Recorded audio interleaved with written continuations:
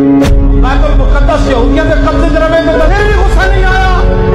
तुसी नौजवान ही इस मुल्क की तकदीर हो, बस बड़ी हो गई। अब खड़े हो जाओ, कमर कस लो, ऐलान जिहाद करो और सारे मर जाइए। साढ़े वास्ते दुआवां मंगी रखो, इंशाअल्लाह तुहानू एक जुम्मा असी बैतुल मुकद्दस में भी पढ़ावांगे। Ben mi kartalım? Bilirsin ki kartallar yalnız doğar.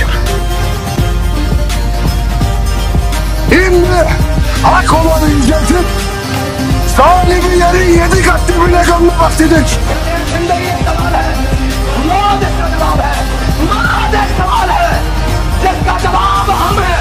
Hak galip, basın zahil olacak.